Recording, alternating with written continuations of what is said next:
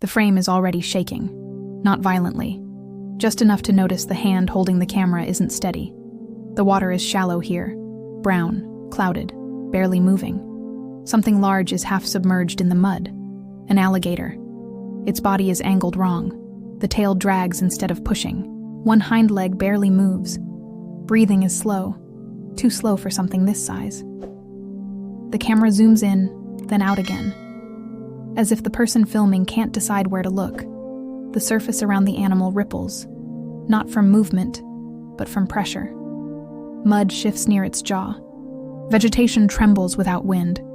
The alligator lifts its head slightly, stops, lets it sink back down. No hissing, no lunge, no warning display. The lens focuses on the eye, open, alert, tracking something we can't see yet. A faint clicking sound enters the audio. Not mechanical, not water.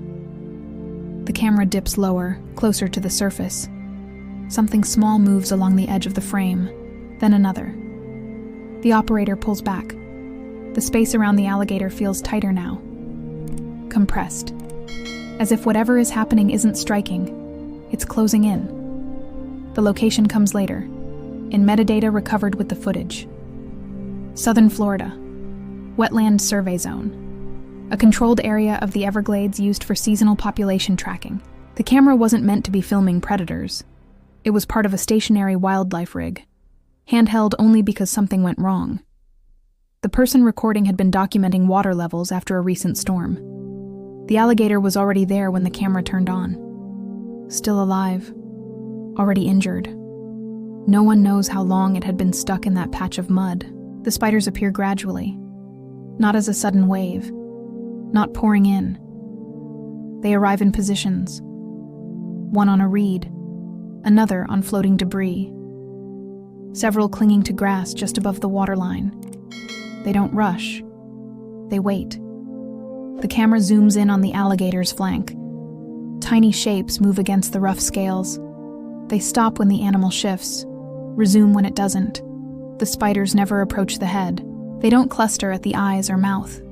They avoid the tail when it flicks. Instead, they occupy the margins, shadowed areas, creases where the leg meets the body, dry patches just above the water's surface. This should not work on an animal like this. An adult alligator is built to survive ambush. Its skin is armored. Its reactions are explosive. Yet the spiders behave as if they know something is different. They never bite visibly, never attack as a group. They reposition. When the alligator exhales, they pause. When it inhales, they advance. The camera pans outward. There are more now. How many? The footage never makes clear. The operator whispers something, cut from the recovered audio due to interference. No timestamp explains when the spiders first appeared. No angle shows where they came from. Only that the space around the alligator continues to fill, quietly, patiently. A wildlife biologist is the first to review the footage. She notices what most viewers miss: the alligator's stress posture. Reptiles under extreme stress conserve energy by reducing motion. They don't thrash unless escape is possible. Here, escape isn't. The spiders appear to take advantage of that stillness. An arachnologist disagrees. Spiders don't coordinate like this, he says. Not without a web structure. Not without chemical signaling we would recognize. But he pauses the footage. Zooms in on a cluster near the injured leg. They're responding, he admits, just not how we expect. A wetland ecologist introduces another problem. In flooded environments, micropredators often exploit oxygen debt. An injured alligator, stuck in shallow water, can't regulate breathing efficiently. Stress compounds that. The spiders aren't attacking the animal directly. They're altering its environment. Blocking movement, disturbing water flow around the body, triggering constant low-level stimuli. The biologist points out something else. The alligator never snaps. No warning bite. No attempt to clear its body. That suggests neurological overload. Not paralysis, but confusion. The arachnologist shakes his head. Spiders shouldn't be able to do this.